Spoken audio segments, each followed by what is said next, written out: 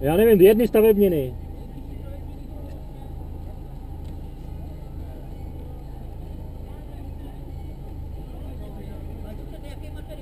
Maltu, beton. Tak jeďte na Lanovskou. Neznám, je Jeďte jako půjdete směrem na Trutnov no.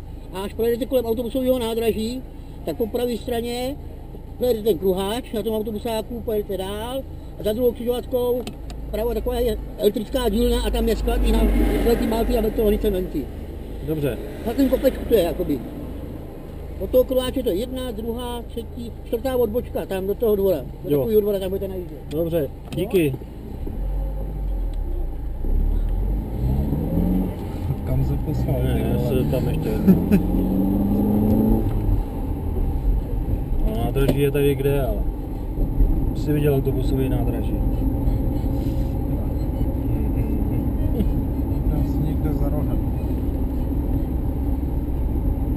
Tak se tam ještě. Já říkám, když jsem blbej, tak se tam třeba 3krát. No, jestli nebude na cedule informační něco. Jsem si nevšiml. Rychle.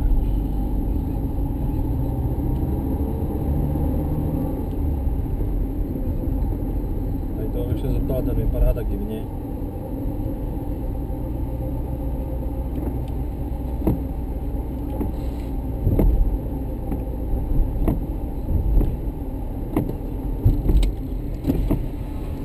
Ženská bude vidět, jo. Třeba jo? Dobrý den, můžeme si to prosím, hledáme stavebniny, kde bychom No a našli. tohle už je sere.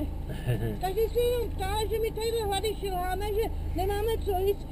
Běžte si na toho hajzla starostu, že hasuje ženský tady ve Děkujem. To jsou lidi tady teda.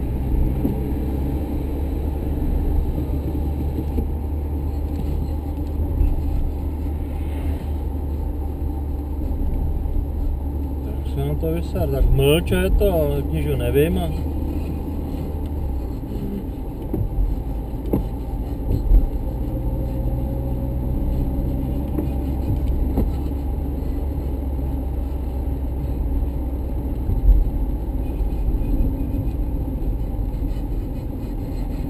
Směrem jako na Trutnov, to znamená tam na tu křižovatku a dát se doleva, ty vole, to je až na Kuleťák dolů zase.